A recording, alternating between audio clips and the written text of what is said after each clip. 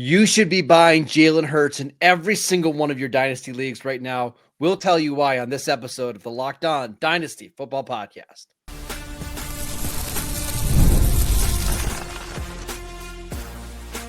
You are Locked On Dynasty Football, part of the Locked On Podcast Network. Your team every day. Here are your hosts, Marcus Mosher and Kate Madjuk. Welcome back to the Locked On Dynasty Football Podcast, part of the Locked On Podcast Network, your team every day. We'd like to thank you for making us your first listen of the day. Today's episode is brought to you by FanDuel. Right now, new FanDuel customers can get $150 in bonus bets if your first $5 bet wins. Welcome back. I am your host, Marcus Mosher. You can follow me on Twitter at Marcus_Mosher. Joining me today, as always, is Kate Madjuk. You can follow her on Twitter at Kate Madjuk. On today's show, we are finishing up our division recaps, looking at the NFC East. Unfortunately, that means we got to talk about the Eagles, who I guess are the Super Bowl champions. Somebody told me, didn't watch that game though. Kate, let's talk about some of the biggest buys from this division going into the offseason. To me, it's got to be Jalen Hurts. And I think that's 100% fair. Now, it feels a little weird to be saying, go buy the now Super Bowl champion, Super Bowl MVP quarterback, Jalen Hurts. But I do think that this Super Bowl was very monumental in terms of his real life value. There was no question that he was a top fantasy quarterback. Obviously, the tush push, the rushing ability, all of that culminates in a lot of upside for fantasy quarterbacks because of that little cheat code, that little Konami code cheat code that fantasy managers love so much. But I think that this Super Bowl was a big stamp on his actual real life legacy that's going to be pretty impactful. Because I think like the only concern I had about Jalen Hurts was how committed is Philadelphia to Jalen Hurts? And I think this answers it pretty clearly. Yeah, I mean, he's not going anywhere. And I don't think he was going to go anywhere, even if they would have lost the Super Bowl.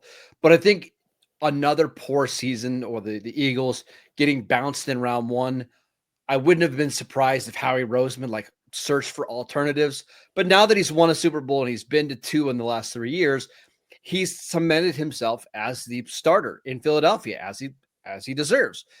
But one of the reasons why we've said he's been a little bit underrated in Dynasty leagues is right now on Dynasty League football, he's being drafted as QB 5 behind Josh Allen, Lamar Jackson, Jaden Daniels, and Joe Burrow. All those quarterbacks outside of Jaden Daniels are older than what Jalen Hurts is. And yet, Kate, you see over the last 4 years, he produces like a top 6 quarterback every year. 2021, QB 6, 2022, QB 1, 2023, QB 2, 2024, QB 6. I will say there were a couple early season games this year where he was without A.J. Brown and without Devontae Smith, and those hurt his numbers a little bit. But you were talking about one of the most stable and reliable fantasy dynasty quarterbacks because of the rushing potential, because of how good the offensive line is here. Maybe he'll never finish as QB1 or QB2 again. I just have a hard time believing over the next 5 years, you're ever going to see him finish outside of the top 6 QBs. Yeah, I think that's fair. And let's not forget, we had those games, like you said, without Devontae or with AJ Brown, without Devonta Smith. There were some injuries there. To close out the year, 6 top 5 QB finishes out of his final 10 games. 6 out of 10 games, he was a top 5 scoring quarterback on a weekly basis. And that just speaks volumes to his upside. But I also think let's say he, can't rely necessarily on his legs. We saw in the playoffs that he was a little limited. He had a knee injury. He has the passing upside to make up for that. So it's not just what he does on the ground that's so special for him. There's actually a lot of upside for him as a passer. Over the past 3 seasons, we can look at his PFF grade percentiles from a clean pocket, which is one of the most indicative type of assessments you can make from a quarterback. What does he do from a clean pocket when he's not under pressure? 85th percentile PFF grade over the past 3 seasons among all quarterbacks. On first and second down, 85th percentile. No play action, 67th percentile. Standard dropback grade, 75th percentile.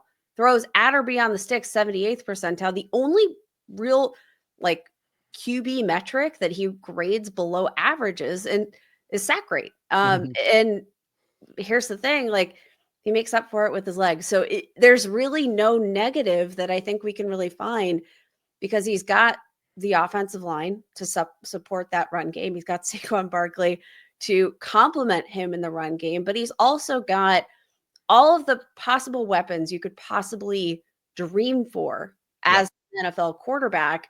You know, it's not just AJ Brown and Devonta Smith. It's also, you know, Dallas Goedert, who's, you know, an underrated receiving tight end who I think still raises his floor considerably. Like, what is there not to love about Jalen Hurts? And I've got on record, he's my QB2 in Dynasty leagues. And I understand why Lamar Jackson and Jaden Daniels are more fun to own. They're just more exciting players.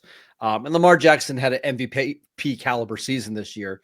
Did not ultimately get it. But you're talking about Jalen Hurts, who's a couple years younger, who just produces more on the ground.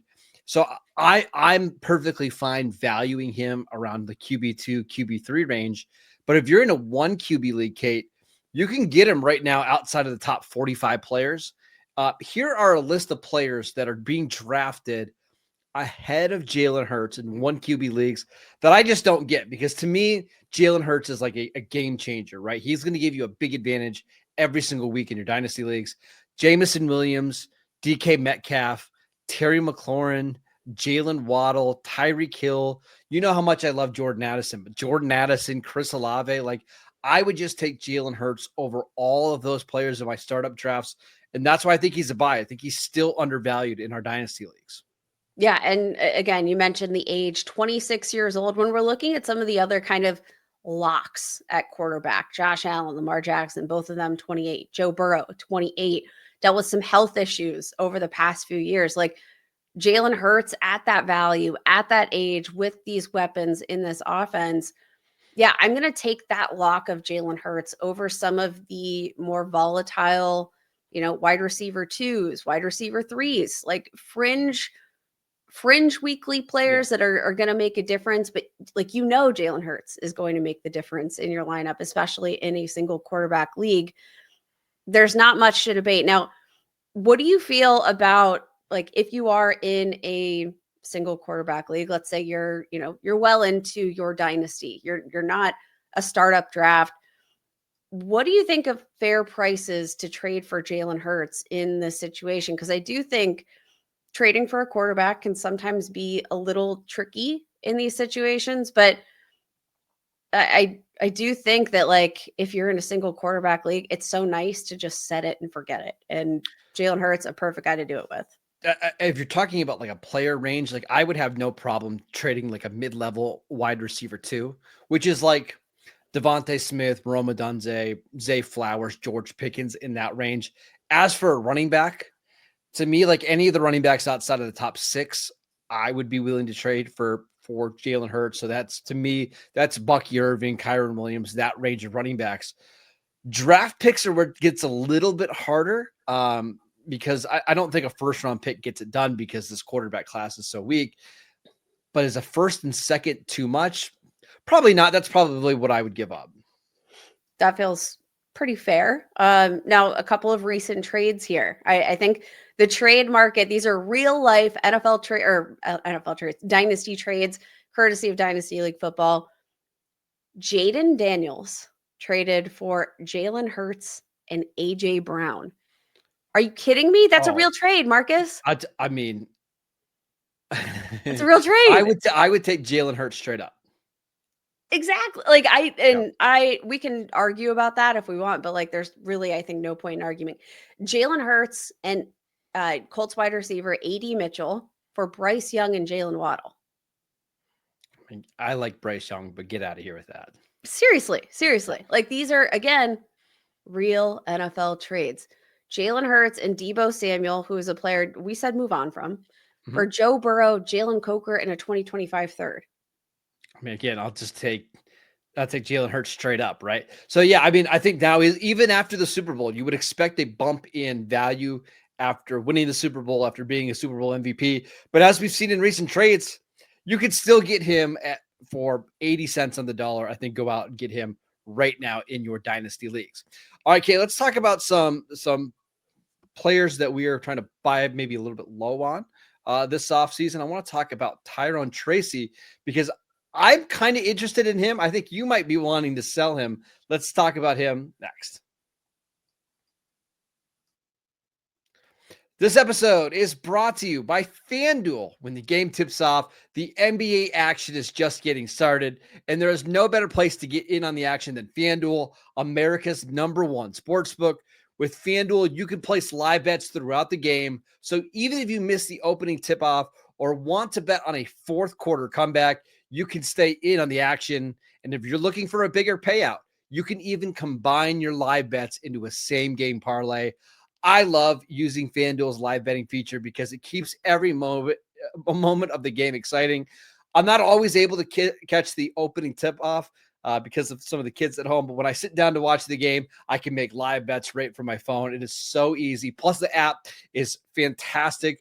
Right now, new FanDuel customers can get $150 in bonus bets if your first $5 bet wins. Just visit FanDuel.com to join today. That is FanDuel.com for your shot at $150 in bonus bets. Make every moment more with FanDuel, the official sports betting partner of the NBA. Welcome back to the Locked On Dynasty Football Podcast. We'd like to thank you for making us your first listen of the day. Okay, let's talk about some players that we might be selling from the NFC East.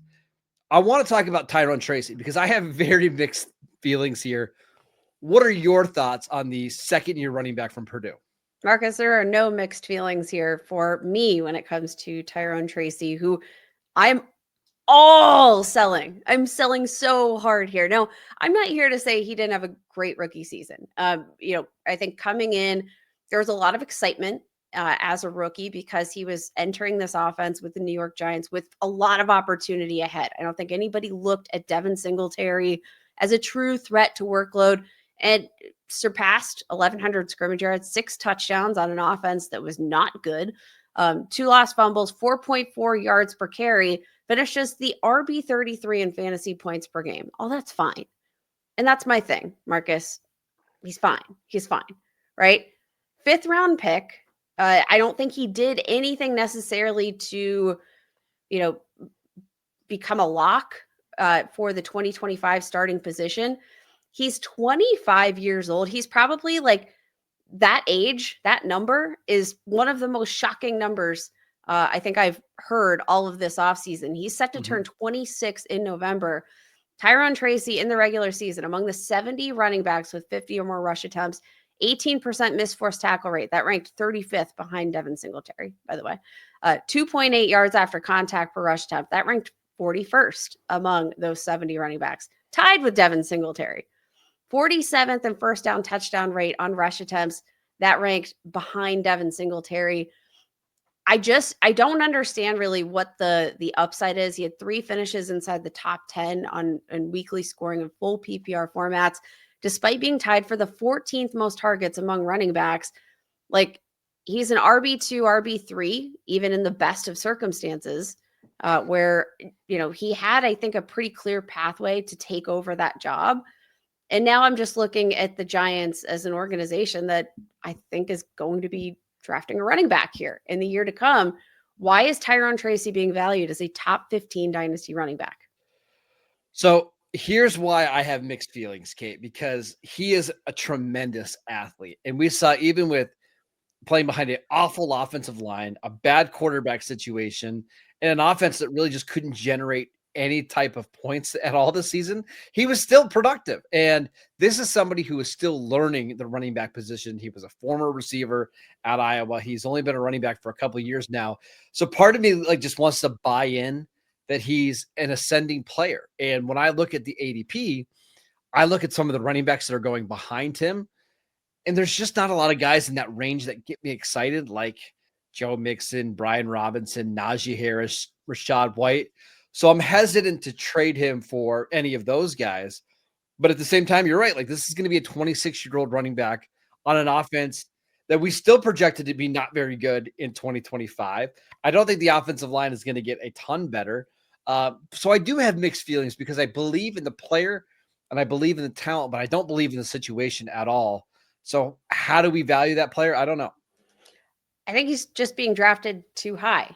Looking at his like ADP trend over on Dynasty League Football, I mean, he's being valued 58th overall right now, 58th for as you mentioned, a player who is 25 years old, still kind of learning the nuances of the running back position. Like, I don't think this is an offense that's going to trend up tremendously. I think if you're in a window where you're winning now, there are plenty of players in that range where I think maybe, not as sexy, like a Josh Jacobs, for instance, a Christian McCaffrey, players in that range with, maybe age concerns, workload concerns, etc. But players who I actually know they're good at football. I know Tyrone Tracy, good athlete, but I don't necessarily know that has he done enough to secure his job for another season? Maybe. I don't think he's Yes, answered that question wholeheartedly. this is also a great running back class that we continue to mention over the last several months now. But I just don't think with how many needs the Giants have, that running back is going to be a priority for them. And that's where I come back to the ADP, because again, I generally agree with you. Like, I do think he's probably being a little overvalued right now at RB15. But then I look at some of like the receivers that are going in that range, like Devontae Adams and Josh Downs. And the way that I like to build my dynasty team is I like to have elite receivers, so where I don't have to rely on guys like Josh Downs every week in my starting lineup. I would be perfectly fine flipping Josh Downs for Tyrone Tracy. And maybe Tracy hits, maybe he doesn't, but all it costs me is the number 2 or number 3 receiver on the Colts. So again, I tend to agree with you that I think he's generally a sell, but I'm not all the way off on Tyrone Tracy either. I think that's fair. I'm definitely, I've made my stance clear here.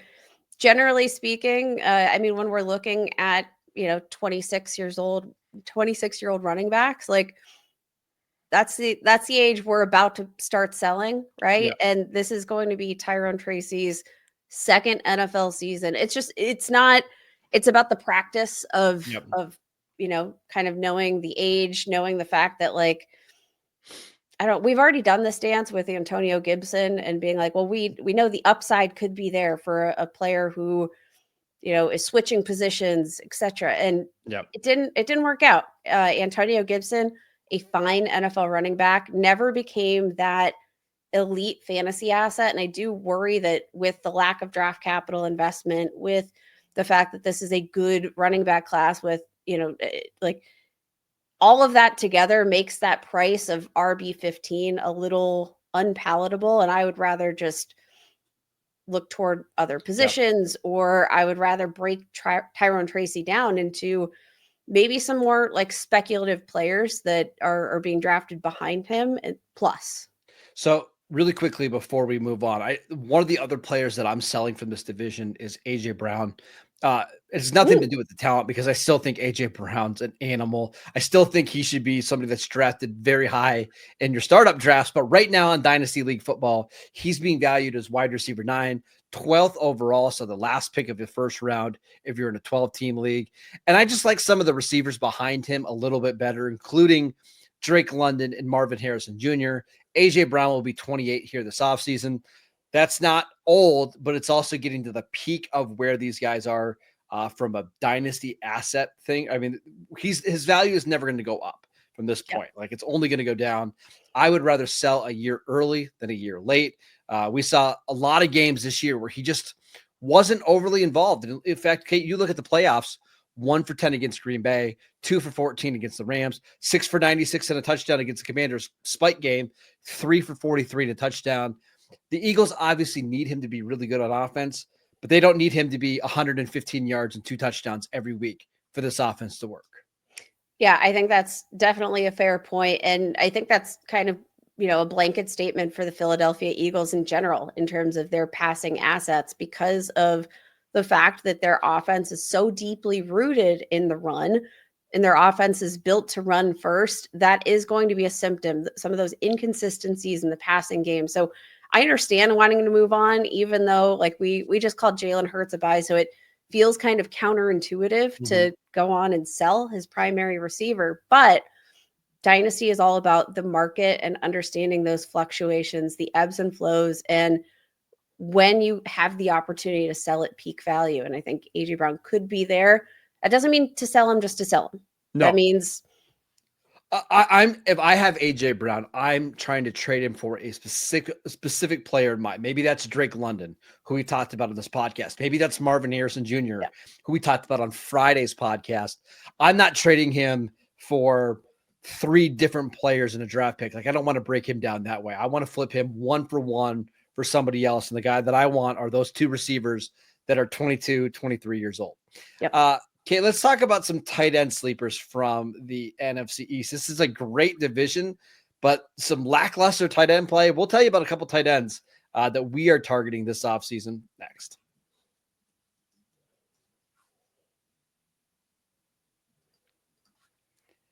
Welcome back to the Locked On Dynasty Football Podcast. We'd like to thank you for making us your first listen of the day. For your second listen, check out the new Locked On NFL show. 2 shows every single day. 1 in the morning with Tyler Rowland, 1 in the afternoon with Tony Wiggins, available wherever you get your podcasts. All right, Kate, let's talk about some players, some sleepers in this division. Who do you got? I'm going to talk about one of my favorite, I don't know, maybe post-hype sleepers, because I feel like he got a little bit of hype as a rookie, but tight end Theo Johnson for the New York Giants. Now, obviously, he's not going to be the focal point of the Giants passing game anytime soon. They've got Malik Neighbors for that. There's no question there. But Theo Johnson, one of the things that we look at for tight end production or tight end sleepers is that premium athlete. And Theo Johnson checks every single one of those marks.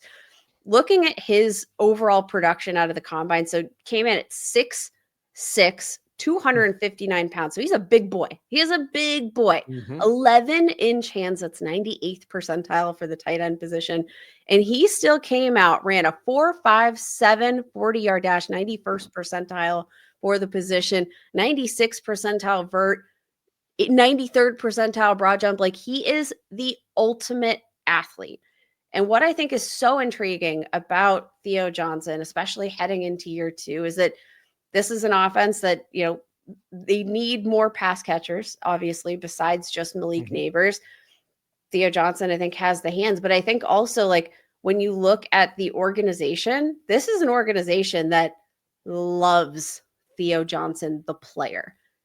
We heard a lot, leading up into his rookie season about how Brian Daboll would just pull him from meetings and show him clips of Rob Gronkowski, because that's the type of player they want to build him into.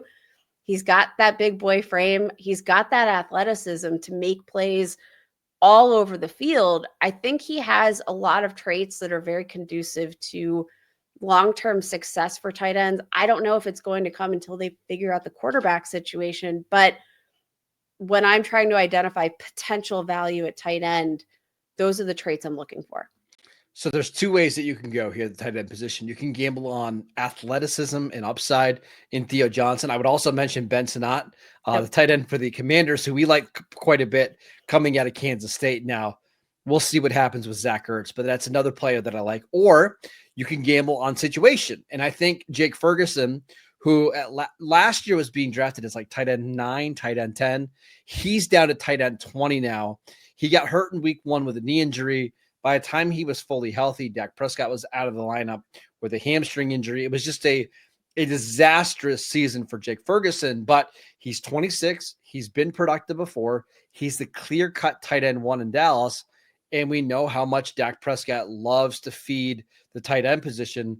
I think Jake Ferguson is a really good post-hype sleeper who you can get at tight end 20 right now, and I think there's a really good chance in terms of per-game averages, he's going to be inside the top 8, top 7, maybe, if he can stay healthy. He's somebody that I would be willing to throw. Hey, 3rd round pick, you want to move off Jake Ferguson to draft a running back that you like in that round? I'll do that all day long.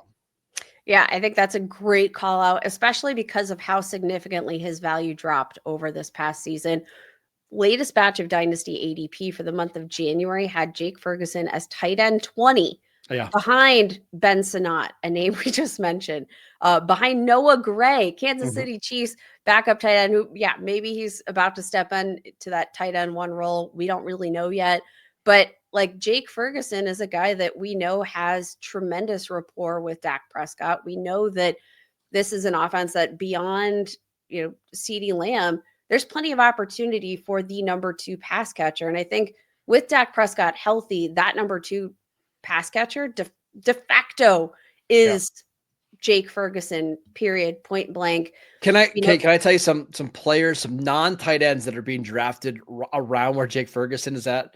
Yeah. Is it going to scare me? Keaton Mitchell, Demario Douglas, Troy Franklin, Justice Hill, Nick Chubb, Luke McCaffrey, Roshan Johnson. Like, you can get Jake Ferguson for nothing right now. And I promise you, once we get to the regular season, Jake Ferguson is just going to be somebody, as long as Dak Prescott is healthy, that you're going to want in your lineups every single week.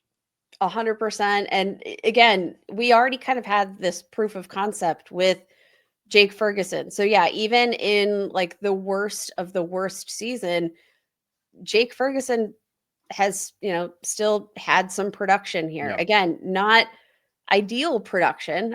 He was tight end 30 this year, but we know the upside is much more significant to that. Had back-to-back top 12 seasons prior. Jake Ferguson is a guy that I think has a pretty safe floor, all things considered. Yes. When, it's Dak Prescott who's going to be throwing him the football. All right, that is it for today's show. We want to thank you for making Locked On Dynasty Football your first listen every single day. Make sure you check out the show on YouTube. Download the podcast wherever you get your podcasts. We are free and available on all platforms. Follow Kate on Twitter at Kate Majuk. I'm at Marcus_Mosher, and we will see you right back here tomorrow.